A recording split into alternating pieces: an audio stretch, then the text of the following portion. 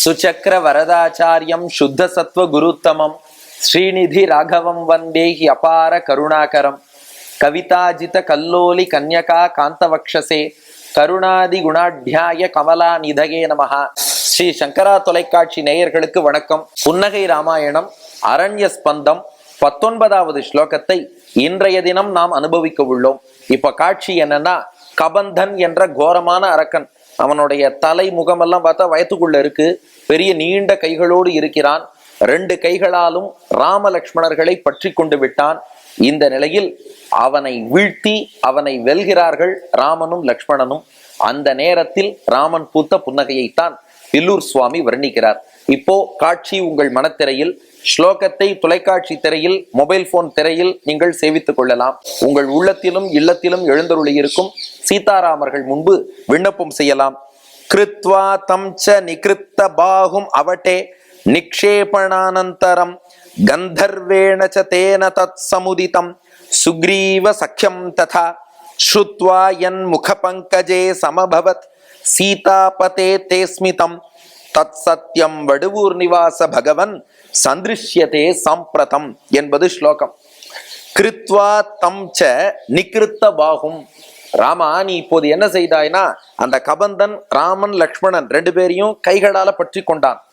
இப்ப ராமன் என்ன பண்ணானா, தன்னுடைய பாணங்களாலும் கத்தியாலும் அவனுடைய வலத்தோளை வெட்டினான்.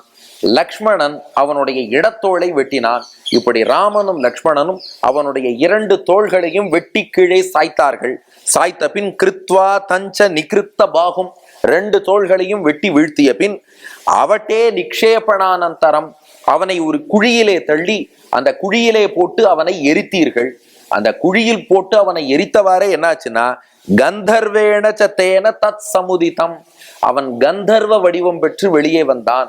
ஏன்னா இவனும் ஒரு கந்தர்வன், ஒரு சாபத்தால் தான். எப்படி விராதன் விஷயத்தில் பார்த்தோம் அல்லவா, அது போல இவனும் கபந்தனும் ஒரு கந்தர்வன், சாபத்தினாலே இப்போது ஒரு அரக்கனாக ஆகி இருந்தான்.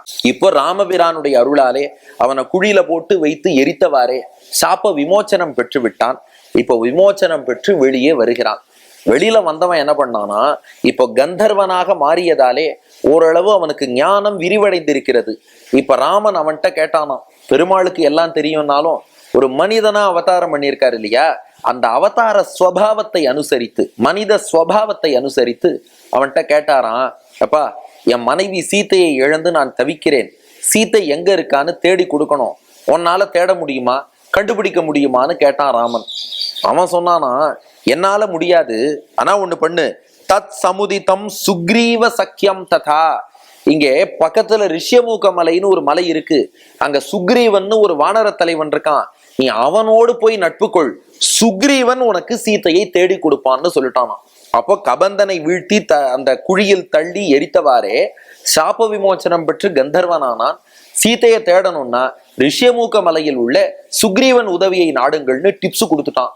அவ்வாறு அவன் சொன்னவாறே ஸ்ருத்வா யன் முக பங்கஜே சமபவத் சீதாபதே தேஸ்மிதம், அவன் சொன்னதை கேட்டு ராமா, உன்னுடைய முகத்தில் ஒரு புன்னகை தோன்றியதே, தத் சத்யம் வடுவூர் நிவாச பகவன் சந்திருஷ்யதே சாம்பிரதம். வடுவூர் ராமா, அப்போது நீ பூத்த அதே புன்னகை தாண்டா இப்போதும் வடுவூரில் உன் முகத்திலே விளங்குகிறது என்கிறார் வில்லூர் சுவாமி. அப்ப ஸ்லோகத்தின் மொத்த கருத்து என்னன்னா, கபந்தன் என்ற அரக்கனுடைய தோள்களை வெட்டி அவனை குழியில் தள்ளி எரித்த பின் அவன் சாப விமோச்சனம் பெற்று கந்தர்வனாக மாறி சுக்ரீவனோடு நட்பு கொள்ளுங்கள், சீத்தையை தேடலாம்னு சொல்ல, அதை கேட்டு ராமன் பூத்த புன்னகைதான் இது. இப்போ 3 விஷயங்கள். புன்னகைக்கான காரணம் என்ன அப்படின்னா, ஒரு காரணம், ஆகா, சீத்தையை தேட இவன் ஒரு வழிகாட்டி விட்டானேன்னு ராமனுக்கு மகிழ்ச்சி, அதனாலே புன்னகை செய்தான். அப்கோர்ஸ் அப்படியும் வச்சுக்கலாம். ஆனா அவன் சுக்ரீவனை காமிச்சானே, அதுக்குள்ள ஒரு பெரிய ரகசியம் இருக்குன்னு ஆச்சாரியர்கள் ரசிக்கிறார். என்னன்னா, இந்த கபந்தன் சாபத்தால் அரக்கனானதெல்லாம் ஓகே, அவனுக்கு தலை கழுத்துக்கு மேலதான் இருந்துதான். ஆனா என்ன பண்ணிட்டான், இந்திரனுக்கும் இவனுக்கும் ஒரு சின்ன பகை. இந்திரன் வஜ்ராயுதத்தால் இவன் தலையிலே அடித்தான். அதனால என்னாச்சான், தலை அப்படியே அமுங்கி வயிற்றுக்குள்ளே அவனுடைய முகம் போய்விட்டதான். அதனால இந்த கபந்தன் என்ன பண்ணானா, இந்திரனை எப்படியாவது பழிவாங்க வேண்டும் என்று கர்வம் கட்டி கொண்டே இருந்தான். இந்த வானரர்கள்ல சுக்ரீவன் சூரியனுடைய அம்சம், வாலி இந்திரனுடைய அம்சம். தன்னை அடிச்ச இந்திரனை பழிவாங்கணும்னு இவன் திட்டம் தீட்டின்றே இருந்தான் இல்லையா, அதனாலதான் ராமன்ட்ட என்ன சொன்னானா, சுக்ரீவன்ட்ட போய் நட்பு கொள்ளுன்னா, சூரியன் அம்சமான சுக்ரீவன்ட்ட போய் நட்பு கொள்ளுன்னா. ஏன்னா சுக்ரீவனுக்கும் வாலிக்கும் ஆகாது. ராமன் சுக்ரீவன்ட்ட போய் சேர்ந்தா வாலியை அடித்து விடுவான். வாலி யாரு?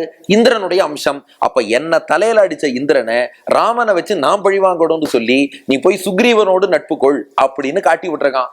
ராமன் பார்த்தா நான் பரவாயில்லையே, ஆள் காட்டும் போது கூட சரியாகத்தான் காட்டி இருக்கிறான். ஒரு பக்கம் நமக்கும் உதவி செய்யறான். இவன் அடிச்ச இந்திரனையும், வாலி வடிவில் உள்ள இந்திரனையும் பழிவாங்கறதுக்கு ஏற்பாடு பண்ணிட்டான். கெட்டிக்காரன் தான் நினைச்சு ராமன் புன்னகை செய்தான். இது புன்னகைக்கான காரணம். 2, இந்த புன்னகை உணர்த்தும் செய்தி என்னன்னா, செய்திக்கு ஒரு விஷயம் இருக்கு. இந்த கபந்தன் ஏன் சுக்ரீவனிடம் ராமனை செல்ல சொன்னான்ங்கிறதுக்கு இன்னொரு காரணமும் சொல்கிறார்கள். அந்த கபந்தன் என்ன சொன்னானா, ராமா நீ மனைவியை இழந்து தவிப்பதாக சொல்கிறாய், அப்போ உன்னுடைய கஷ்டம் யாருக்கு தெரியும்னா, உன்னை போலவே இருக்கிற இன்னொருத்தனுக்கு தான் தெரியும். இந்த தனக்கு வந்தாதான் தெரியும் தலைவலியும் திருகுவலியும்னு சொல்றாங்க இல்லையா. அப்போ மனைவியை பிரிந்தால் என்ன கஷ்டம்ங்கிறது மனைவியை பிரிந்திருப்பவனுக்கு தான் தெரியும். சுக்ரீவன் அதே நிலையில தான் இருக்கான். ஏன்னா வாலி அவனிடம் இருந்து ராஜ்யத்தையும் அபகரித்து சுக்ரீவன் மனைவி ருமாவையும் அபகரித்து சுக்ரீவனை ரிஷமுக மலையில் இருக்க வச்சான். ஆகையினால தன் மனைவியை பிரிந்திருப்பவனுக்குத்தான் மனைவியை பிரிந்திருக்கும் இன்னொருவன் எவ்வளவு கஷ்டப்படுவான்னு தெரியும். அதனால அந்த உதவியை நாடுங்கிறானா. அப்ப இது நமக்கு உணர்த்துற செய்தி என்னன்னா, நாம கஷ்டப்பட்டாலே ஒழிய அடுத்தவருடைய கஷ்டம் என்னன்னு நம்மளால புரிஞ்சுக்க முடியாது. அதனால இங்கிருந்தபடி நீ இதை இப்படி பண்ணலாமே. இந்த உலகத்தில் பாருங்களேன், நிறைய பேர் இலவச அறிவுரை சொல்வதற்குன்னே நிறைய பேர் வருவார்கள். இந்த உலகத்திலே அடியனுக்கு தெரிஞ்சு சொல்றேன், நிறைய விலையில்லா பொருள்கள்லாம் அரசாங்கத்துல கொடுக்குறாங்க, இல்லைன்னு சொல்லல. ஆனா அடியனுக்கு தெரிஞ்சு விலையில்லாத ஃப்ரீ இலவசம்னு கிடைப்பது எதுனா அறிவுரை தான். நீங்க யார்ட்டையும் கேட்கவே வேண்டாம், எனக்கு குடுன்னு கூட கேட்க வேண்டாம். போற போக்குல பாருங்க எவ்வளவோ பேர் சொல்லிட்டு போவார்கள். அதுல அர்த்தம் இருக்கா இல்லையா அதெல்லாம் யோசிக்கவே மாட்டார்கள். உண்மையாவே அடியன் கும்பகோணத்துல ஷார்கபாணி கோவில்ல பெருமாள் சேவிக்க போனேன். அப்ப என்னன்னா, துவஜஸ்தம்பத்துல வலப்புறமா தான் கும்பகோணத்துல சேவிக்கணும். ஏன்னா பெருமாள் வலப்புறம் நோக்கி திருவடியை நீட்டி பள்ளி கொண்டு இருக்கிறார். பெருமாள் வலப்புறமா திருவடி நீட்டி இருந்தா நாமும் துவஜஸ்தம்பத்துக்கு ரைட் ஹேண்ட் சைட் போய் தான் சேவிக்கணும். அப்படிதான் அடியன் சேவிச்சேன்.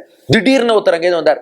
எழுந்துரு, அவர் யாரோ, அவர் யாருன்னே தெரியாது, எழுந்துரு, ஏன்னா தெற்கு பார்க்க சேவிக்கிற, இது கூட தெரியாது, ஒழுங்கா இந்த பக்கம் சேவின்னு சொல்லிட்டு போனார். நான் பார்த்தேன், நாம கரெக்டா தானே பண்றோம், இவர் எதுக்கு நமக்கு அட்வைஸ் பண்றாருன்னே புரியல. எதுக்கு இதெல்லாம் சொன்னேன்னா, உலகத்தில் இலவச அறிவுரைங்கிறது தானா வந்து கொண்டே இருக்கும். ஆனா உண்மையில் to get into other man's ஷூஸ்ன்னு சொல்லுவார்கள். அவர் நிலையில் இருந்து பார்த்தால்தான் அவர் எப்படி இருக்காருன்னு தெரியும். அப்போ உன் கஷ்டத்தை நிவர்த்தி பண்ணணும்னா சும்மா விமர்சனம் பண்றவாள்கிட்ட போகாத, விமோச்சனத்தை யார் கொடுப்பானோ அவன்கிட்ட போ. அதை யார் கொடுப்பான்னா உன்னை போலவே கஷ்டப்படுறவனுக்கு தான் தெரியும். அதனால சுக்ரீவனை காட்டினானா. அப்ப பார்த்தால் தானா அனுபவித்தாலே ஒழிய அடுத்தவர் கஷ்டம் என்னங்கிறது நமக்கு தெரியாது. இதைத்தான் இந்த புன்னகை நமக்கு உணர்த்துகிறது. இனி இதை ரசிப்போருக்கு என்ன பலன்? ஸ்லோகத்தை சேவிச்சுட்டு பார்த்துருவோமே. கிருத்வா தம் ச நிகிருத்த பாகும் அவட்டே நிக்ஷேபணானந்தரம் கந்தர்வேண ச தேன தத் சமுதிதம் சுக்ரீவ சఖ్యం ததா ஸ்ருத்வா யன் முகபங்கஜே சமபவத் சீதாபதே தேஸ்மிதம் தத் சத்யம் வடுவூர் நிவாச பகவன் சந்திருஷ்யதே சாம்பிரதம் என்று தினந்தோறும் சொல்லி ஸ்ரீ சீதாராமர்களை வழிபடுவோருடைய எல்லா சாபங்களும் நீங்கும்படியாக, பாபம்ங்கிறது பிராயஷ்சித்தம் பண்ணா போகும், சாபம்ங்கிறது அனுபவிச்சு தான் கழிக்கணும், அந்த சாபம் கூட நீங்கும்படியாக சீதாராமர்கள் அருள் புரிவார்கள். ஏன்னா இந்த கபந்தனுடைய சாபத்தை போக்கிய ஸ்லோகம்ங்கிறதுனால இதை சேவிப்போருக்கும் சாபங்கள் அனைத்தும் நீங்கும். நன்றி, வணக்கம்.